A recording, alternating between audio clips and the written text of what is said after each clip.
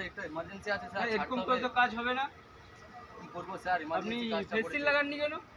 Sir লাগাতে ভুলে গেছি স্যার, এমার্জেন্সি আছে স্যার, কাজটা ছাড়তে হবে স্যার। এমার্জেন্সি কিছু নয়, আমাকে পিপি পরেই কাজ করতে হবে সাইডে।